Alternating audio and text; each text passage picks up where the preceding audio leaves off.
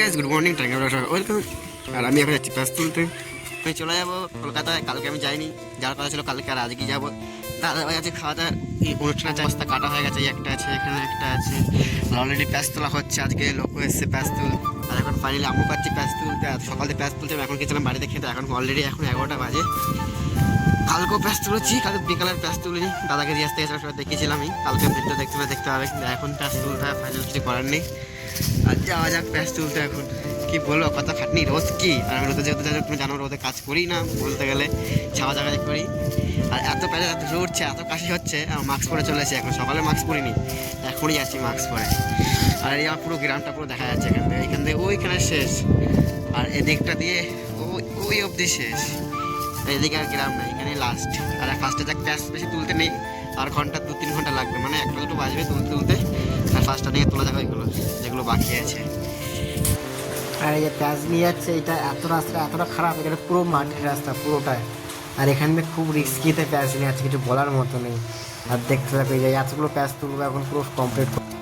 আর এখন সকালবেলা এখন প্যাচ তুলে আমার অবস্থা প্রচুর খারাপ। এখন 10টাও বাজেনি মোটামুটি, আর এখন প্যাচ তুলছে। আর এই যে প্যাচ তুলছে, এতগুলো প্যাচ অলরেডি তোলা হয়ে গেছে, এখনো প্যাচ তুলছে এই দুটো লোক। আর আমি এখন প্যাচ তুল, এখন অলরেডি 12টা বাজে। এখন দুপুরবেলা পুরো, সকালবেলা তো প্যাচ তুলে অবস্থা খারাপ। এখন তো রোদ উঠে গেছে, প্রচুর রোদ, কিছু বলার মতো নেই। আর এখন এই যে প্যাচ তুলছে একটা করে, কিছু বলার এখন অনেকটা বাকি আছে, মানে এখনো 2 ঘন্টা মতো লাগবে, কিছু বলার নেই। আর ফার্স্টে প্যাচ তুলে নিই সবগুলো, তারপর দেখাচ্ছি।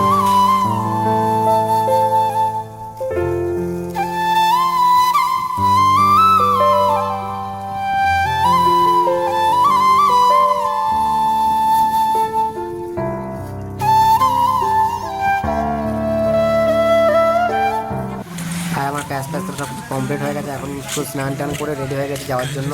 আর আমি এখন যাচ্ছি দাদা বাড়িতে, খেয়ে দাদা বাড়িতে নিমন্ত্রণ করেছিল, আর ওখানে যাওয়া যাক ফার্স্ট টাইম খেতে। আর কি খাওয়াচ্ছে আমি দেখাচ্ছি। আর এই যে খাচ্ছি আমি, আর কি খেয়ে রান্না করেছে, যে বিরিয়ানি রান্না করেছিল দেখাচ্ছি এই যে।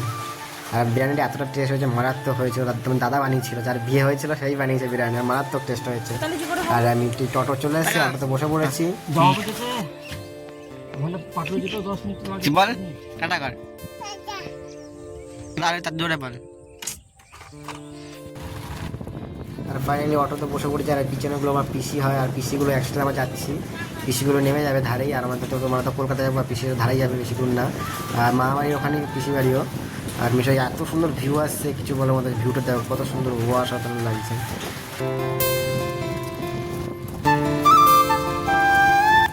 রুমে ঢুকলাম, এতটা জার্নি, এত ভিড় ট্রেনে, কি বলবো, শরীরের অবস্থা প্রচুর খারাপ। আর এখন ঢুকলাম, এখন বাজে 8টা, বেরিয়েছে হলো আর 2টোর সময় বেরিয়েছে অলরেডি। খাওয়া দাওয়া করে পিসি বাড়ি দিয়ে, কী বলবো, এত কষ্ট হচ্ছে বলার মতো নেই।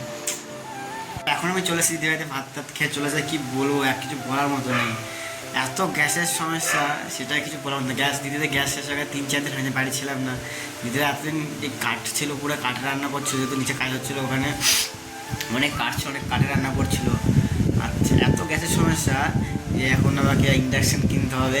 আর দিদিতে একটাই মাত্র 2টো গ্যাস ছিল, একটা আমার কাছে ছিল, আর গ্যাস তো পাচ্ছিই না। মেন বিষয় আর একটা সব বড়ো সমস্যা, 18 দিনের মাথায় গ্যাস দেবে, আর তার আগে দেবেও না, পরেও দেবে না, এরকম সমস্যার ব্যাপার আছে অনেক কিছু।